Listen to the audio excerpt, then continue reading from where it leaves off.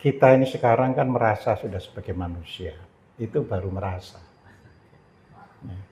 Merasa tidak berarti secara hakikat kita sudah manusia. Ya, ini yang harus dipahami.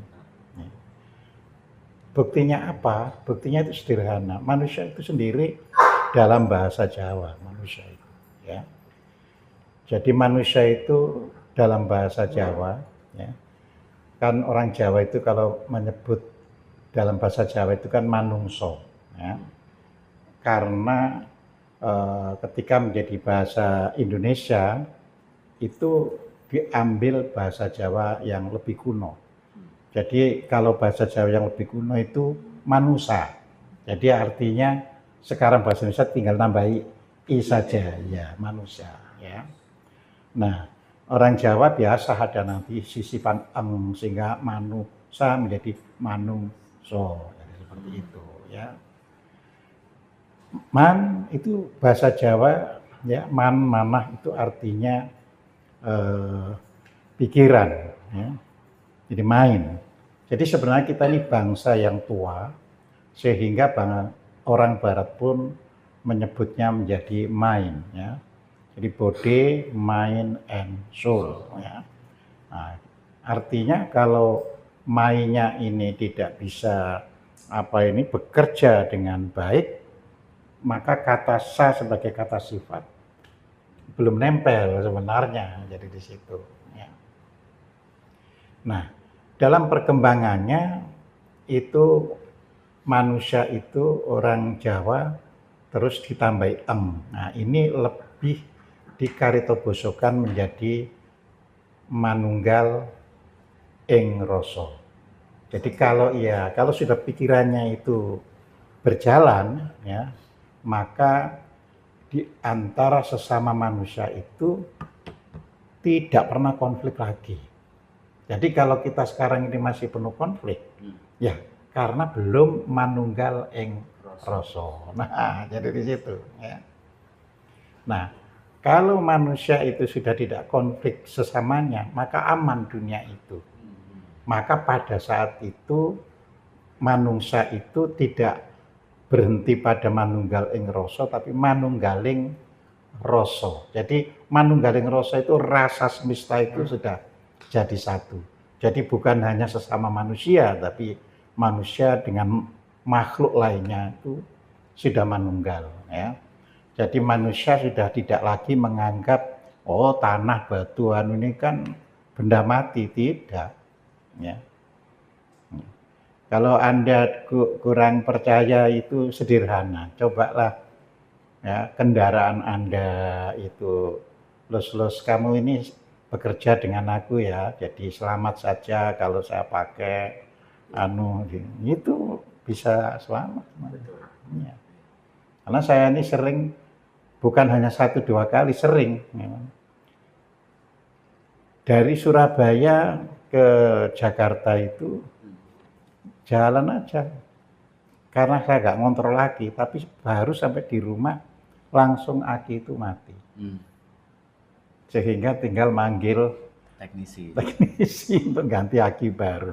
Dan itu ada khusus aki saja ada 2 kali pengalaman sampai di rumah langsung aki itu ya.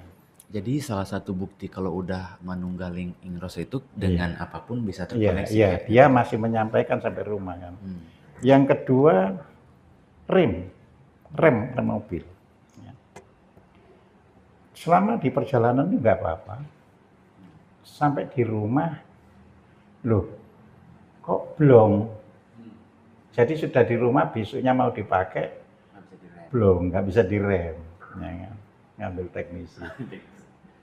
Bapak untung ini kemarin dipakai nggak apa-apa. Nah, seperti itu. Ya. Jadi artinya terus, ya kalau namanya remblong kan kita nggak bisa bawa ke bengkel. Jadi kita manggil bengkel, terus oleh bengkel ditarik kan. Perbaiki di bengkel, diganti. Nah, padahal kita sering kan mendengar remblong, ya, kecelakaan. Jadi kita sudah harus melihat bahwa semua ini sama dengan saya. Nah ini makanya kita dalam tahap ya pelan-pelan aplikasi itu. Ya, pertama yang dikenalkan kan energi dulu. Ya. Kita setiap hari itu makan minum. Ini karena memang daya, kita memang butuh daya untuk aktivitas kita setiap saat, setiap hari. Jadi itu. Nah, di sisi lain kita ada yang namanya total energy yang kita gunakan dalam hidup ini. Ya, itulah permana. Dan permana itulah ketika kita tidur, jantung kita juga tetap bergerak, ya kan? Tidak ini, ya. Paru-paru kita juga bergerak, tidak berhenti, ya. Jadi seperti itu. Nah, kalau permana ini terjaga, ya kan, maka paling tidak di dalam tubuh ini kita ada di dalam fase usia biologis. Jadi bukan usia kronologis. Usia seseorang sejak dilahirkan hingga hari ini itu kronologis. Ya. Tetapi tampilan seseorang itu usia biologis. Ya, jadi seperti itu. Ya, saya sekarang ini umur 72. Nah, ini usia biologis. Karena mengapa? Saya memandang kalau reuni, teman-teman saya, oh tua-tua. Gitu. Tapi saya menyadari memang usia kronologis umumnya menimpa orang. Nah, kita harus bisa menjaga usia biologis itu. Ya. Usia biologis tidak berarti ya kan umur kita itu bisa 1000 tahunan, tidak, karena umur itu jatah. Tapi kan lebih enak kita itu terus tampak sehat, jadi nanti pada waktunya dipanggil itu kita tidak merasa apa-apa. Ya. Orang itu kan kalau kepikiran, sedihan, ya meninggal itu takut. Takut itu pertanda energi permananya kurang. Jadi kalau energi permana kita penuh, ya nggak ada rasa takut. Tidak ada rasa takut tidak berarti, ya. Nah, kalau gitu harimau kita datangi, tidak. Ya. Tapi kita sadar harimau itu berbahaya. Jadi rasa takut tidak ada, tapi kita sadar harimau itu berbahaya. Jadi seperti itu. Nah ini pentingnya kita terus menerus ya bisa mendepositokan permana. Makanya lewat ini ajaran ini saya tidak sistem potong-potong kulit atau diambil, tidak. Jadi kalau Anda nggak ngikuti rutin aja nanti ada yang ada yang miss. Ya, jadi di situ, ya kan. Karena kehidupan itu kontinu. Nah, makanya sekarang ini baru jadi manusia. Mengapa? Karena ajaran tentang ego sudah kita berikan dulu. Jadi setiap hari kita itu yang tampil itu ego kita. Setiap hari. Ego itu sendiri dalam bahasa psikologi sebenarnya yang dimaksud adalah alter ego. Ego itu aku, ya, aku. Ya. Tetapi aku yang mengaku. Nah itu jadi ego. Ya, jadi aku yang mengaku, ya, aku ini presiden, ya kan? Jadi ego. Ya. Padahal terhadap orang nggak ada urusannya aku presiden atau aku jenderal.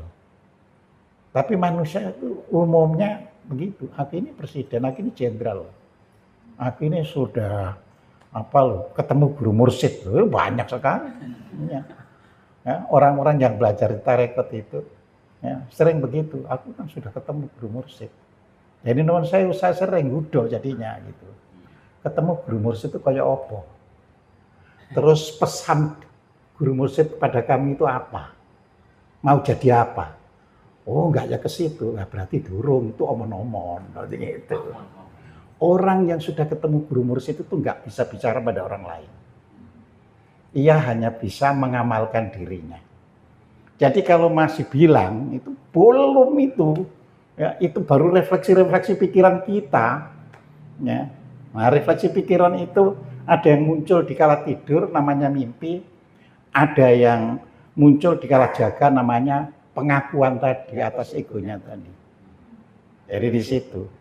Jadi orang yang sudah ketemu guru mursyidnya tidak pernah membicarakan dirinya ketemu guru mursyidnya. Dia justru selalu mengamalkan apa yang dipesankan oleh guru mursyid kepada dirinya. Nah, jadi di situ. Nah, padahal kita tahu kan banyak sekali. Nah, makanya nanti kalau apa itu Anda ketemu, ya, jangan langsung diklaim guru mursyid, tapi boleh ditanyakan kepada orang lain. Jadi di situ, ya. Saya pernah ditanya oleh orang ini kedudukannya di kalangan bangsawan, ya. Beliau tapi sekarang sudah almarhum tahun lalu, tahun 24. Ya. Beliau itu dari secara terah itu adalah root dari keturunan Pangeran Sambernyowo, berarti Sinuwun Mangkunegara pertama. Ya, jadi itu. Dia biasa untuk ke makamnya. Dia biasa terus ada yang ngajak bicara, ada yang memberi wangsit, begitu. Nah, suatu hari mulai berpesan, jadi dia takut. Biasanya nggak sampai pesan-pesan gitu, pada kali itu berpesan. Akhirnya dia ngobrol sama saya. Pak, saya takut. Biasanya itu ngobrol biasa, ya le sing sing temen, sing ini, sing itu, biasanya gitu. Tapi suatu hari, aku ini kan sudah sering ketemu kamu. Apa yang kamu berikan? Nah, mulai takut dia kan.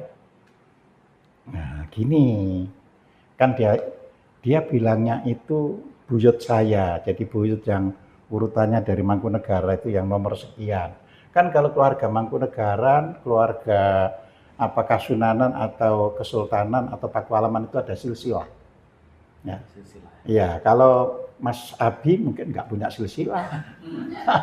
Jadi kalau ada yang ngaku mbahnya gitu, waduh, mikir-mikir mbah sing endi gitu kan.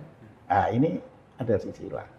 Jadi dia menyebutkan, ketika disebut dia tahu, oh ya ini memang ya buyut saya yang kesekian.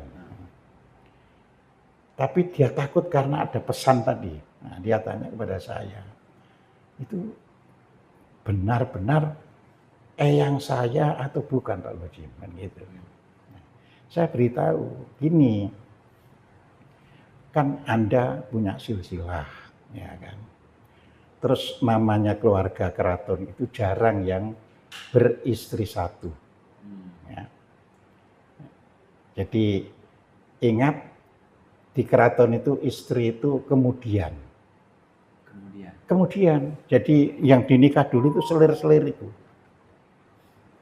Jadi bukan dapat istri terus cari selir. Golek selir dulu terus baru mendapatkan istri. Jadi itu, ya. Makanya para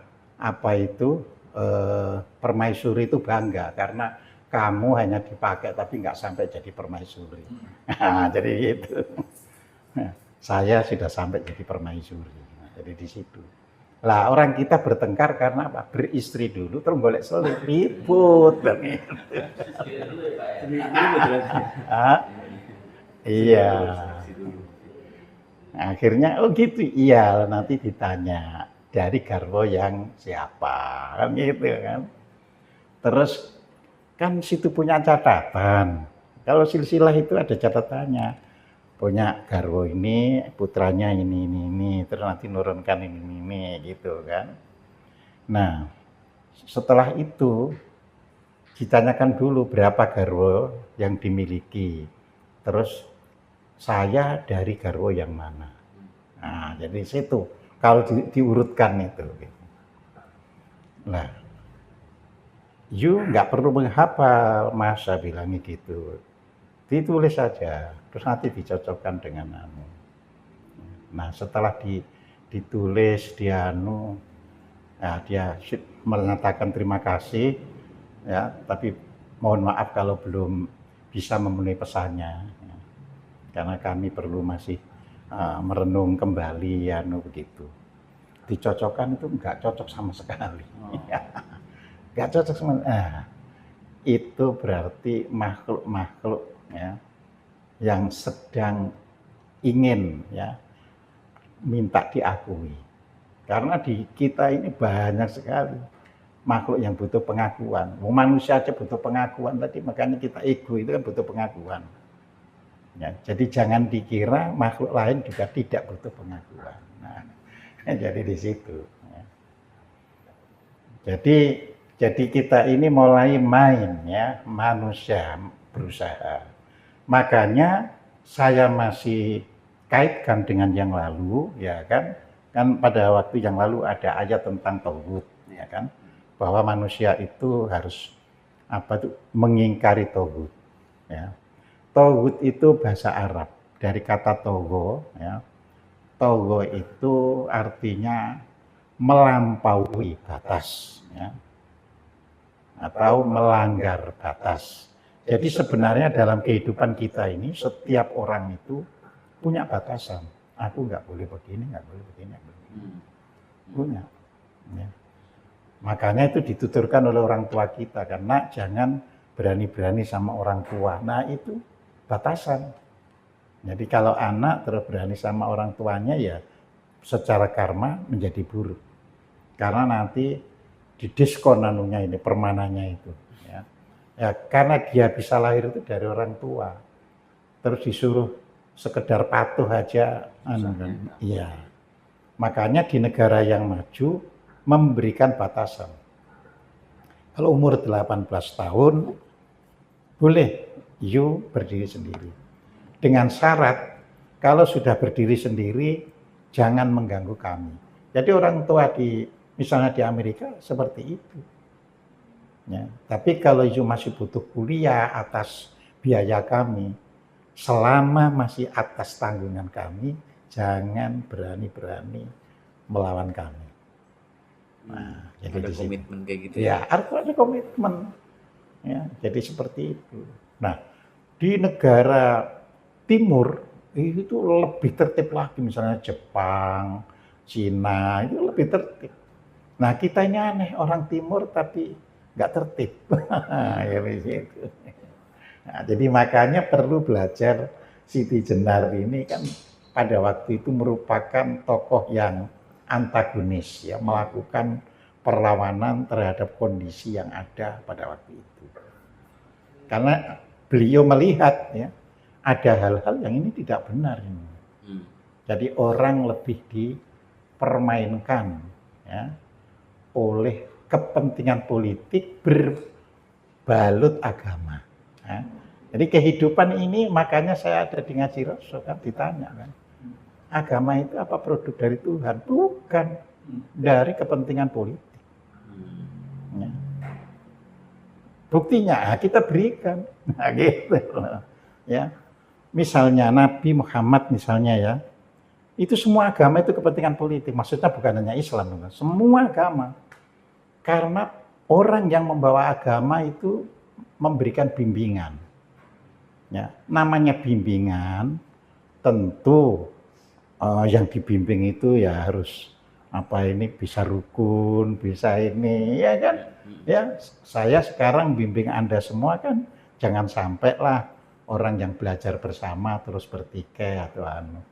Tapi begitu lepas orang yang membawa agama, sudah pertumpahan darah terjadi. Nah, itu kepentingan politik. Karena ada orang yang bukan kamu loh yang harus membawa, nyiarkan itu, saya. Nah, ego kan keluar kan gitu. Ya. Semakin di masyarakat itu egonya yang gede, semakin pemeluk agama itu saling konflik, saling friksi, bersinggungan. Nah, itu kejadiannya di negara kita. Sepertinya nggak pernah selesai-selesai, nggak pernah berhenti-berhenti, selalu terjadi friksi di antara pemeluk agama hanya karena beda paham, hanya karena beda keyakinan, hanya karena beda pendapat. Waktu yang lalu kita sudah beritahu, ya, pendapat itu bukan kebenaran. Iya. Keyakinan itu bukan kebenaran. Ya. Keyakinan itu kan orang menaruh harapan. Saya yakin ini yang benar. Tapi keyakinan itu sendiri bukan kebenaran. Gitu. Ya. Nah, kalau dia sebenarnya yang dipegangi, yang diyakini itu benar, namanya benar, ya tidak menimbulkan sesuatu yang tidak benar. Namanya cahaya tidak mungkin menimbulkan yang gelap. Nah, jadi itu harus dipahami. Jadi kalau ada cahaya, loh, kok sana cahayanya jadi hitam, padahal ini terang benar kan juga aneh gitu loh ya. Nah, jadi di situ. Kalau jadi hitam berarti ada penghalang. Sehingga yang kita lihat hitam itu karena penghalang, bukan cahaya itu sendiri. Nah, itu yang terjadi di kita, ya.